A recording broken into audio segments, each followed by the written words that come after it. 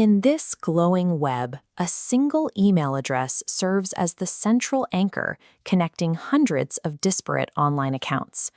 Holehe is a specialized open-source utility designed to map this web by programmatically querying password recovery and registration endpoints across over 120 services.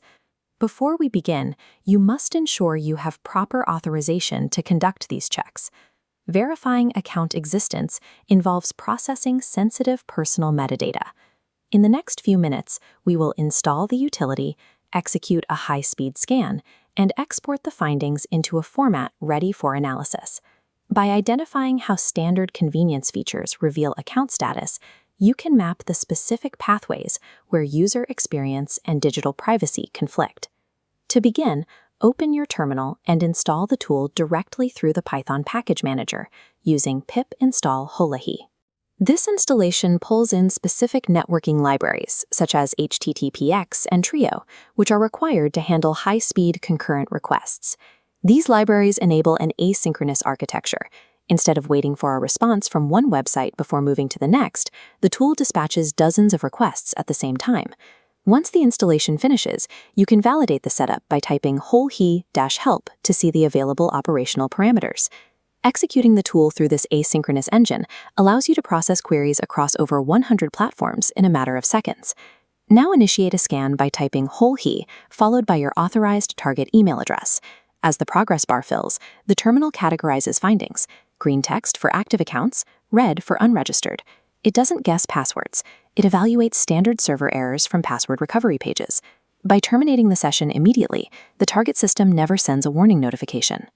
While this produces data quickly, the sheer volume of output from over 100 platforms can be difficult to read in a raw terminal window.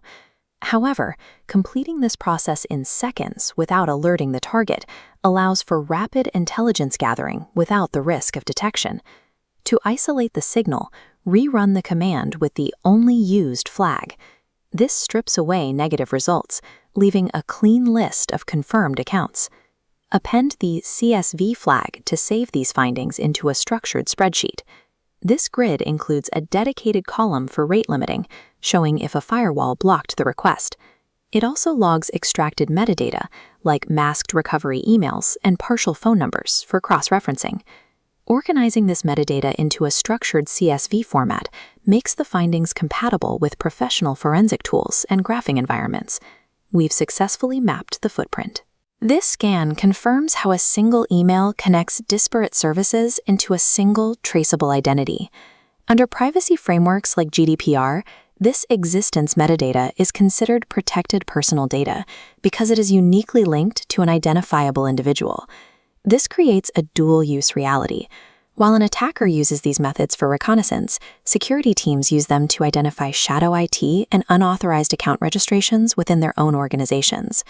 For larger operations that require scanning at scale, cloud-wrapped API alternatives can manage the necessary IP rotations and bypass sophisticated bot protections. Ultimately, the convenience features that define the modern web are the same pathways that make absolute digital privacy nearly impossible to maintain.